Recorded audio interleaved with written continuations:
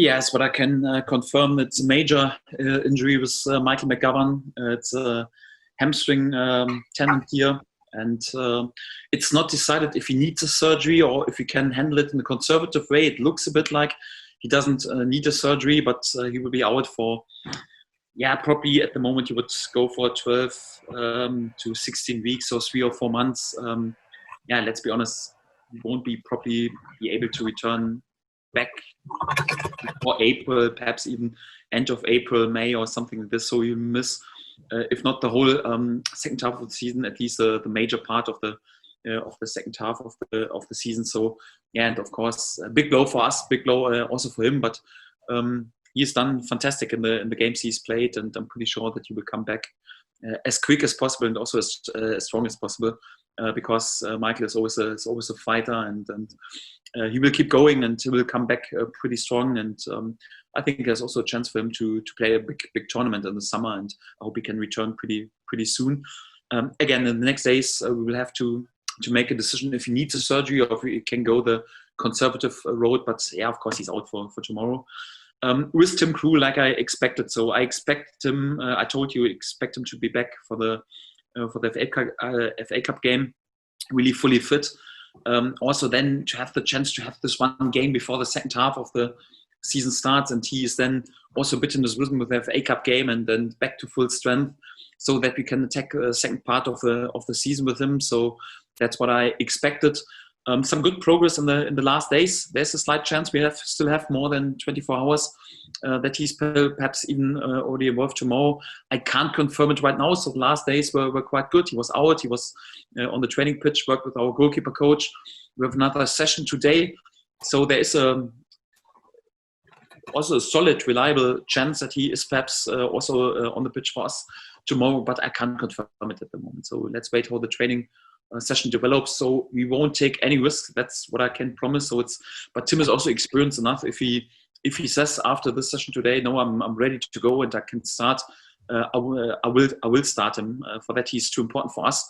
If not, then we go the other route, and then Daniel Baden will start. And if he starts, then he will be also absolutely fine. He has proved this also in the second half. He has proved this at Luton, and we also totally trust him. So again, either Daniel Baden starts, or perhaps there's a positive surprise that everything is even a bit quicker than expected, at least than expected in the last 2 weeks. And Tim Krul can start, but we won't take any risks. So for that, we have to wait a bit how the next 24 hours will develop. He won't be a part of the match day squad. We decided that we give him a bit more time. For that, he was too long out, and there were too many setbacks in his re-up. So we don't take any risk with him. He will be then involved in the build-up to the FA Cup game, and I think there's a good chance for him then that he can feature in the FA Cup game. And after that, a bit the same, also like to attack in the second part of the season, but we won't take the risk with him tomorrow. Till next week, he will do just some individual work in order to strengthen his muscles a bit more, and then for the FA Cup game he will be back. So he will definitely be out for tomorrow. He's a topic for the squad. He was involved in our Wednesday session the first time, back on the pitch, the major part at least of the Wednesday session.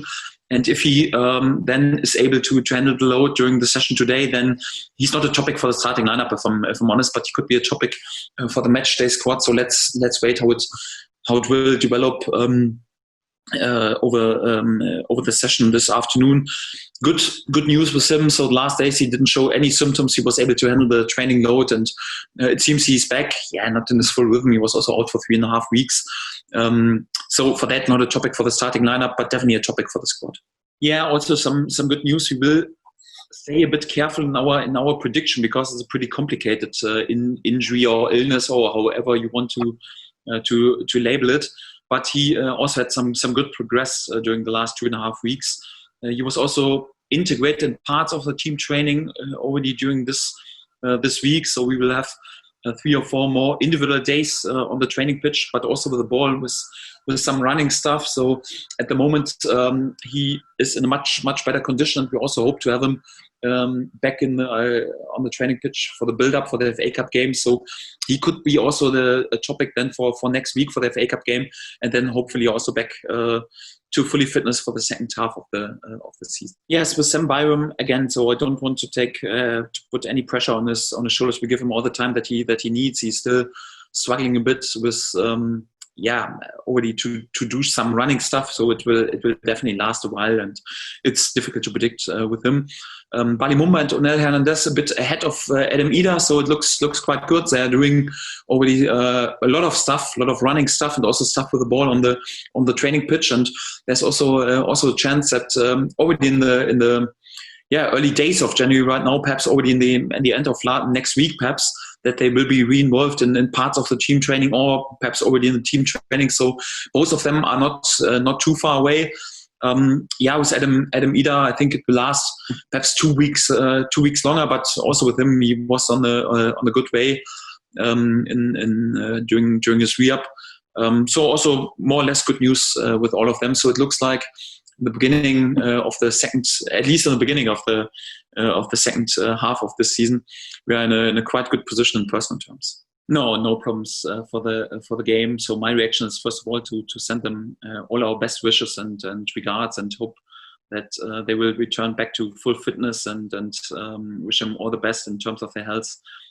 Hope they can return pretty soon. I would have preferred to play against them with the whole squad, and everyone would be available, because we're not hoping for any COVID cases or something like this. Not at all. So I hope they can return back to full fitness, and they don't show any symptoms. At least all what I've heard, they're looking quite okay so far. So wish them all the best, and all our wishes from the whole football club are with them.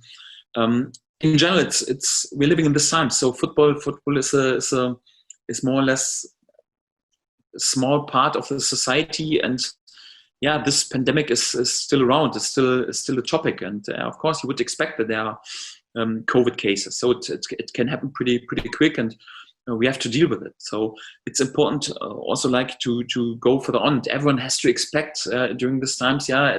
There will be games when you can't play with your full squad, or there are some problems in the preparation. We had also this with Markus Tiepermann. It was a false positive test, but it caused us a few problems in the preparation for the game. And during the Premier League season, we had this topic with Adam Ida when he was sent away anyhow, and also thank God, not with our players, but sometimes with the staff, or sometimes with some lone players anyhow. So we know that we have to live during this pandemic, and probably also during the next weeks and months with this topic, and we have to keep going. I think the most important topic is that we don't take any risk, that we follow the protocols, that we are strict. If there are any doubts, that we then send the players or the staff or whoever it is really in self-isolation to make sure, okay, we pay our dues in terms of responsibility for the society. But on the other hand, it's also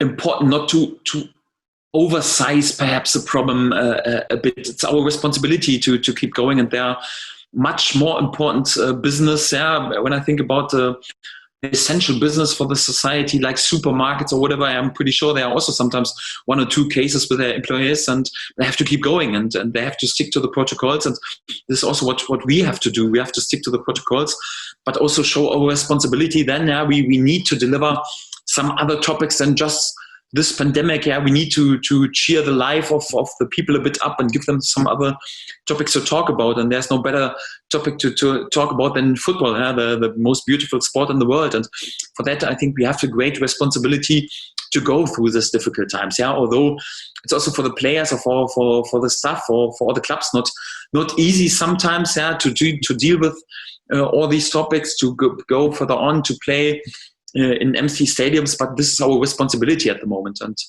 we are still in a pretty privileged role, because we are allowed to do our jobs, and for that I think we can't complain too much about the circumstances or whatever.